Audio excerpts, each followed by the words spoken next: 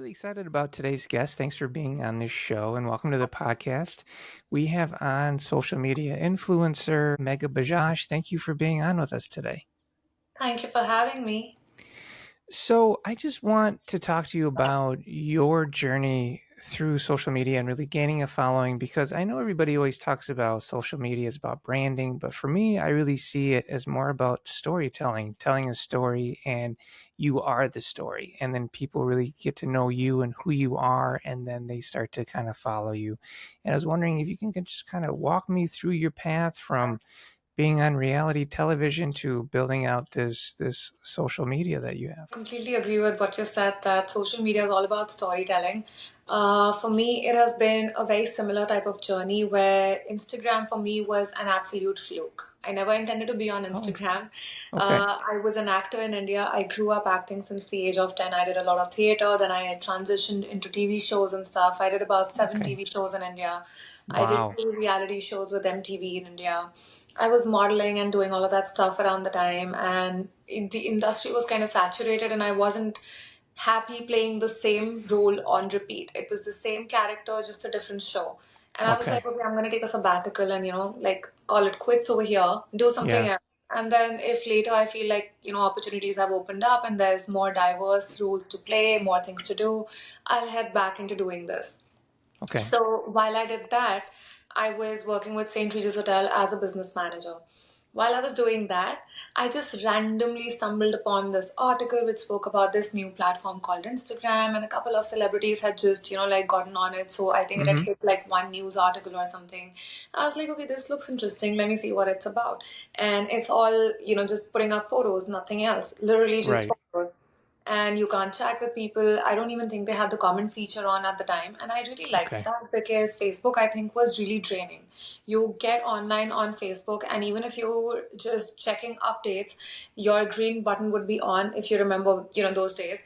And everyone would start spamming you with messages. So And if you true. don't, if you're not in a zone to like actually have a conversation with someone, you don't want to talk, you're busy working, or you're just trying to, go through some important updates or whatever, people would get offended. They'd be like, "Oh my God, you have so much attitude. You need to reply back." And I'm just like, "Okay, then." I hated Facebook. So, which is when I discovered Instagram, and I thought, this is fun. I have a lot of work that I've done. I have a lot of ads. I have a lot of promo shoots. I have a lot of prints. I have a lot of billboards. I could put up all of my stuff on this. And if I ever feel like going back into acting or modeling, this would be like a page, like, I just open this and everything's Yeah. right there. It's like a photo book. I think I started posting just with the intention of having collectively accumulated all of my work from the past into one platform or one page without putting in a lot of effort into maintaining a website or something. Right. I started posting. One thing led to another. I had a lot of brands reaching out to me saying, "We would love to send you free stuff. Would you, put up a picture with us?" And I'm like, if I like the outfits, or if I like, this gym set, or if I like this tea blend, or these phone cases, why not? And I had brands from Russia and Ukraine and like all over the place sending me things.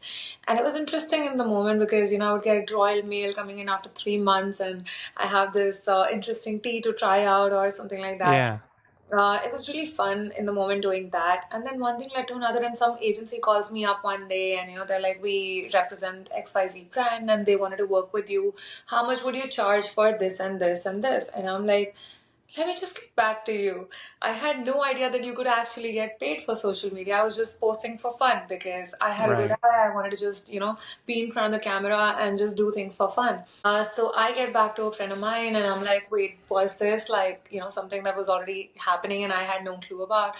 And she helped me understand how social media works and how you can actually have costs for deliverables and stuff like that. And I think that was the first time I sat down and I made my own cost packages and stuff. And Wow. then there was just no looking back. And I think for me, I enjoyed social media because it helped me be in front of the camera. I could be my own content director. Like, it was like producing ad films or photo shoots, but at the same time, I was my own model. I was my own director. I was my own stylist. I could do Nice. everything on my own terms without feeling pressured into doing something where, one thing felt off, like, oh, I don't like this outfit, or wait, this script could be better. Oh, no, this frame isn't that nice. I could do it all on my own and be happy with the end product to the best of my capacity. So I think I was enjoying social media because of that. And then it was my second gig. It wasn't really my main thing. So I wasn't using it to make money and generate Right. income. I already had a job. So then I started using the money that I was making on social media to travel. I loved traveling. I started traveling a lot. I used to stay at good hotels and stuff, and I would just tag them just randomly. And then I had PR Smart. teams from different hotels and stuff, just reaching out to me. And I didn't even know at the time that that was possible, that there was a market like that as well. And they'd be like, "We would love to host you for this dinner or this new launch, or we're doing this event." And it's like, wait, so if I have access to your PR team, then, do you guys also host for stays and stuff?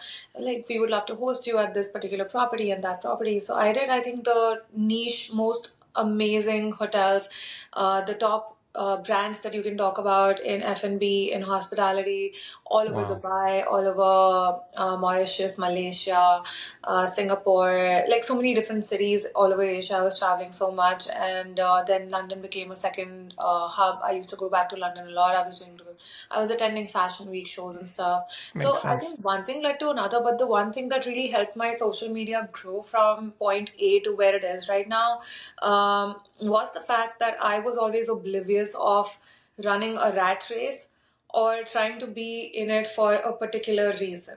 So it wasn't like I was looking at other influencers and seeing what are they doing, what are they working with. I gotta do this, I have to do that, I have to reach out to this. I wasn't. I was living my life, I was just doing my own thing. I think my social media is still the same. And when I would put content out there, it would literally be from the perspective of, if I was a third person and I saw my own page, would I want to look at this content? Would it catch my eye? Would it be like, oh my God, this looks like an editorial spread? Oh, that girl's so pretty, but what is that place? Where is she at? What is she wearing? So I Yeah. thought that every picture should tell a story of so many different elements that Yeah. are appealing to people, because a lot of people want to escape wherever they're sitting at through an image. And I grew up loving editorial shoots and stuff like that in magazines, and I would feel like, this is like a window into another part of the world, or something completely different, where you could be sitting here looking at a picture in an editorial shoot or an ad or something, and it would suddenly just take you somewhere else. And that's Yeah. how I wanted my content to look. I didn't want it to be just me taking selfies of myself and putting it up nonstop, or, just showing skin all the time or whatever. I wanted it to be Right. relatable. I wanted it to be real. I wanted it to be like, what would a normal person do? So it was always places that I would go eat at, things that I would do if I was in a new city.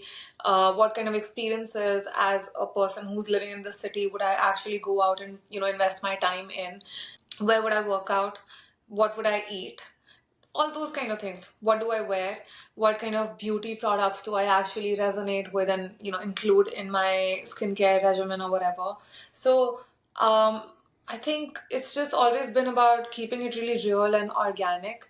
And even back in the day, I think the biggest media feature that I got was Vogue publishing me, and that was organic as well. I just had this girl reach out to me saying she's doing a magazine feature and she's trying to cover these spring summer looks and stuff. She had a whole mood board. She said, can you create something for me, from any of these That's cool. color patterns that we have and stuff? I'm like, sure, this looks fun. And I had a designer friend, and I designed this whole outfit from scratch, and she got it made from her tailor for me. I literally remember picking out the fabric and getting, like, drawing it out, sketching it out for her and everything. And I put all of that thing together, and then we did a whole photo shoot with it. They loved it so much, they featured me in an article that was talking about India's top 8 influencers to look out for, and they ranked me Yeah. number one. And I That's was amazing. blown. And then the industry just shifted because everybody was so competitive and everybody wanted to be an influencer or a digital Right. content creator. And it was a weird phase in the market because everybody was selling, from Forbes articles to features in magazines, to cover Right. pages, to awards. Like, even the Cosmopolitan Influencer of the Year award is sold. And I was like, I don't want to be part of any of this. I don't really care. Wow. Me, my Instagram is just me looking at my work and feeling proud about how many brands I've worked with or what kind of exposure I've had. Because the world is so much more than the tiny little pond that you're the big fish in. And I would feel like that even when I would travel and go to a place like Dubai and work with all these brands that aren't even there in the Indian market. and I would feel like, oh my God, I got to work with, they could be a small brand. They didn't have to be a international brand with that kind of coverage, but just because they're based in another country and they have that kind of user base and all, I felt like I was connecting with more people, like, having a bigger Yeah. range with more people in the world and reaching out to more people. And that was the one thing that used to get me high. And then if I would be in London, I would want to work with brands over there and everything. So it was never about this market, this money, this article, this award, I have to be this. Because when you go out in the same society or the same circle, everybody knows you purchased your 30 under 30 list. You bought yourself that award. So what is it all about? The masses who don't know that this is how it works, just to like, try and create a whole illusion in front of them for like what, a limited period of time until it all comes out and everybody knows what, everything was Yeah. all about.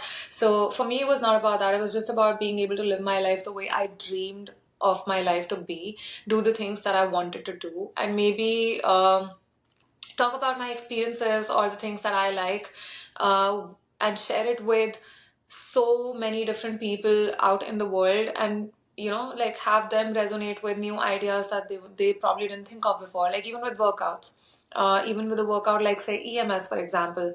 Normal Okay. people go to the gym, they lift weights and they come back home, or they do cardio and they come back home, and then they look at Pilates on social media or they look at EMS on social media and they're like, oh my God, that looks interesting, I want to go try it out. Or a rumble workout, for example. So I want to like explore and experience so many different things and then put them out there on my social media if I would personally spend my own money on them, with or without the advantages that I get from my social media, and have other people resonate with, new things to do. Because, yeah, life's all about Wow. experiences. That's amazing. So, really, what I'm getting is finding your authenticity, right? Finding like who you are. And in so doing that, you feel that that kind of will actually separate you from the pack instead of trying to kind of create this false brand or build this character for social media, but you think like find out who you are, what really interests you, and like lean into that. I believe so, yes. Because I think a lot of people who try really hard to do something in terms of creating an image that they think is working on social media end up not really, how do I put it? Like, it doesn't speak for them and people don't connect with it. So they may Right. follow you because they think five of your photos are hot, but eventually it Gotcha. gets boring. And then there's like another person who's hotter, or another person that's, doing fancier things. So I don't think that gets people anywhere, as far as someone actually connecting with you does. They're like, oh my God, her Yeah. personality is like me, or, she does fun stuff. I would like to try all of these things. So I think it has to be a blend of a little bit of everything. And it Yeah. has to be something that's more relatable and like real, but at the same time, Relatable. you. I love So that. if you're someone who's just, normal and does stuff at home all the time, you put that stuff out there. If you're someone who's outgoing and adventurous and you like trying new things or Yeah. whatever, try and put those things out there. But it's about being authentic. So when you are working with a brand, because I've had brands reach out to me and I've worked with some brands before, I always kind of vet them. Like when a film wants me to bring the director on the show, I'll watch the movie to make sure I enjoy the movie. I don't enjoy the movie, I don't want the guy in my show because I can't really represent it in an authentic way. So do you find yourself like if I'm going to work with a brand, I want to enjoy the brand or get some kind of value out of it? 100%. So, anytime some brand reaches out to me for a campaign, if I look at the products, and I feel like I don't know if I would personally spend my own money on this, it's a no. Yeah. If B, I feel like the aesthetics of the brand, or, how they vocalize themselves, all of those things don't match with me, again, it's a no from me. It has to resonate with my personality and it has to be something that I would actually spend my own money on, because otherwise, people these days are smart. Nobody actually goes onto Instagram and sees someone, or even a celebrity for that matter, just talk about one thing and then end up spending their own money on it. They Yeah. spend their own money on things, be it experiences or food or places or, just shopping or whatever, as and when they need it. And I It like may that. inspire them. It may be something that they save and hold on to for later, to go back to Yeah. in reference. Hey, did I actually like this? Do I want to see this? Oh, I needed this. Do I want to see this? But it's not going to be something that they spend their money on unless, it really speaks to them in the context of Yeah. this looks like, she actually uses it. Yeah, I asked that question just because when the whole Fire Festival thing came out, I don't know if you're familiar with that, but yeah, okay. So when the whole Fire Festival thing came out, brands and social media influencers had like a moment, right? And so then you started realizing all of these people are representing these brands, and it was all brought out into the light, which was important. But it seems like you've always been ahead of the curve, which is pretty amazing. So like you got off Facebook, right? I mean, I can't stand Facebook. It is draining. It's overly political. But Yeah. you got on Instagram early, so it's almost like you're ahead of these curves. But after that whole thing happened, I'm assuming it didn't really affect you because you've been like transparent with everything you've done, which is pretty amazing. I think fortunately around the time that that happened, I wasn't even in this market, to be honest. My main market was between London, Mumbai, and Dubai. So I was Gotcha. working with Indian brands and everything, and nobody over there really knew about the whole Fire Festival thing that happened until the Netflix series came out. Yeah. But yeah, I think if there was one thing that actually had an adverse effect on things in terms of my line of work, it was the pandemic because everything shut Oh, down and stuff. But then again, there was a sure. different market that took over, which was the online gaming and betting market and everything. Makes So sense. I feel like at the end of the day, it switches from one genre to another, but it doesn't have a completely adverse effect if you're someone who has an authentic voice and the brands that want to work with you genuinely see your content as worthy of the money that they're putting in. Right. So that's just about it. Do you see yourself? I mean, I'm not familiar with TikTok. I'm not on it. I only have enough energy for one social media outlet. I can't spread myself thin. So do you work within the TikTok brand as well or no? No, I'm trying really hard to grow my TikTok because I didn't have access to TikTok for the longest time while I was in India and everything. And then Gotcha. when I moved here, it just felt like too much to work on. So I think I'm getting into TikTok now, but I am on Snapchat though. Okay. So, which again was a fluke. I got signed on as a Gold Star creator, and they were doing these travel series with me. I did like a 15 episode show with them for travel. Wow. We did a whole bunch of things with Snapchat where I was a creator with them for like a 3 month contract, and I didn't even like think much of it. I was just posting whatever was around me. Like it was more organic than my Instagram because my Instagram felt like, oh my God, this is like a magazine's, pull out of, some kind of feature where everything has That's to be cool. perfect. If it doesn't look good enough, I'm not putting it up on Instagram. Hmm. But Snapchat was more like, yeah, if I'm sitting here and I see something cute out here, I'd just like take a picture or a video and put it up.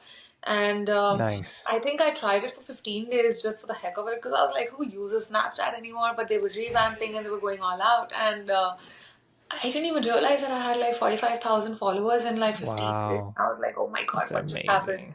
So I Yeah, think no, it's the younger generation uses Snapchat, which is surprising considering it's not even so for younger generation. old. I think a lot of Asians use Snapchat as well, Oh, and a whole different set of people like the masses who are not on. It's a completely different audience. I yeah. am so surprised because if I post the same content that I'm posting on my Instagram on Snapchat, there would only be, say, about 1% people writing to me saying, oh, please post something new. Other than that, none of those people are on Instagram. They don't use Instagram. So there's still a whole Wow. world out there that's not on Instagram, which That's is amazing. Because there's bizarre. like a billion people on it. So that tells you a Yeah. lot. I really appreciate your time so much. This has been an incredible conversation. Can I have your Instagram handle so that anybody listening can follow your Instagram? Yes, it's my name, Megha Bajaj. So that goes with Meghabajaj. Thank you so much for your time. I really appreciate you. Thank you. Have a good one.